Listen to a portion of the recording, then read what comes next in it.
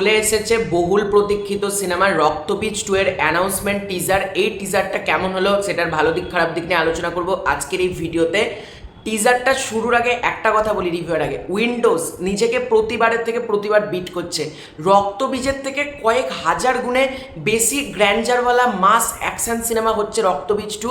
এটা আমরা বুঝতেই পারছি, কারণ টিজারটা যেভাবে শুরু হচ্ছে, দেবাশিস মণ্ডলের ভয়েস ওভার দিয়েছে। তো মানে যেটা রক্তবীজের ফার্স্ট পার্টও ছিল যে তোরা অনেক মুনিরকে মেরেছিস কিন্তু মুনির আবার আসবে, মানে এরকম যে ভয়েসটা ছিল রক্তবীজের, সেম ভয়েসটা দিয়ে আমরা দেখতে পাচ্ছি।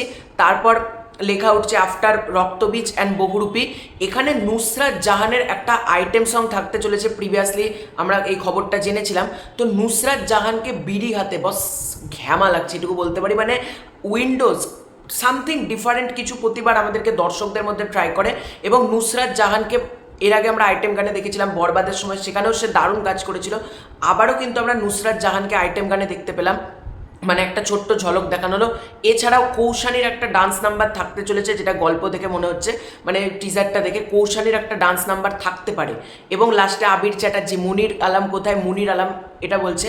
কিন্তু এইটার বিজিএম বস, বিজিএম সলিড হয়েছে। কোথাও গিয়ে মনে হচ্ছে না একটা বাংলা সিনেমার কাজ দেখছি, মনে হচ্ছে সাউথ বলিউডের যেই রকম গ্র্যান্ডার দিয়ে আমরা কাজগুলো দেখতে পাই না, সাউথের কাজ বলিউডের কাজ, সেম ভিজুয়াল দিচ্ছে এত কম বাজেটের মধ্যে। এবং ছবির কালার গ্রেডিং, মানে এখনো পর্যন্ত ছবিটার কাজ চলছে, তারপরেও কালার গ্রেডিংটা এতটা সুন্দর এবং কালারটা খুবই সুন্দরভাবে কিন্তু ব্যবহার করা হয়েছে, যেটা কিন্তু বেশ ভালো। এরপর যেটাকে নিয়ে কথা বলতে, ওয়ার 2তে আমরা কিয়ারা আদবানিকে নিয়ে বলেছিলাম, একটা শটে কিয়ারা আদবানি ফাটিয়ে দিয়েছে, এটা আমরা প্রত্যেকে বলেছিলাম। একটা শট দিয়ে পুরো ইয়ে ছিল ওয়ার 2 টিজারের। ভাই মিমি চক্রবর্তীটা কি করেছে, মিমি চক্রবর্তীটা কি করেছে, বলছে কিয়ারা আদবানিকে কোথাও গিয়ে খেয়ে দিয়েছে, এটুকু বলতে পারি। এছাড়াও কৌশানী থাকতে চলেছে গল্পের মধ্যে, তারও দু তিনটে ঝলক দেখানো হয়েছে। ভিক্টর ব্যানার্জি থাকতে চলেছে, তারও ঝলক দেখানো হচ্ছে। অর্থাৎ এটা দেখে আমরা বুঝতে পারছি, মানে প্রায় সব কাস্টই রিভিল করা হলেও মুনির আলম অর্থাৎ অঙ্কুশ হাজরাকে কিন্তু এখনো পর্যন্ত টিজারটার মধ্যে রিভিল করা হয়নি, যেটা আমার যেটা তো আমি দেখতে পেলাম না। এবার দেখা যাক পরবর্তীকালে অঙ্কুশ হাজরাকে রিভিল করা হয় নাকি। তবে এটুকু বলতে পারি, এই ছবিটা ভাই পুজোর গেম চেঞ্জার হতে পারে, লং রানে ভালো চলবে। রঘু ডাকাতও তো একটা বড় বাজেটের ছবি, রঘু ডাকাত দেখা যাক কত দূর অব্দি যেতে পারে।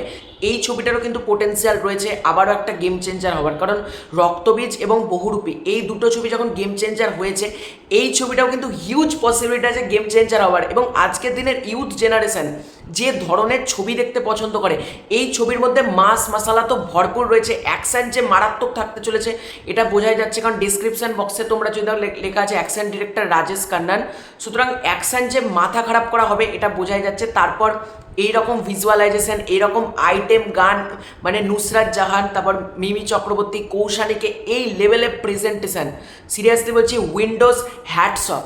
শিবপ্রসাদ মুখার্জিকে ভাই হ্যাটস অফ জানাতে ইচ্ছে করছে। এই ছবিটা ফার্স্ট ডেতেই দেখবো, মানে আমি এখন থেকে ঠিক করে নিয়েছি হলে গিয়ে বড় পর্দায় গিয়ে ছবিটা দেখবো। তো তোমাদের রক্তবীজ 2 এর অ্যানাউন্সমেন্ট টিজারটা কার কেমন লেগেছে কমেন্ট করে জানিও। খুব শীঘ্রই দেখা হচ্ছে নতুন কোনো ভিডিওতে। চ্যানেলে নতুন থাকলে সাবস্ক্রাইব করে দেবো। Bye bye.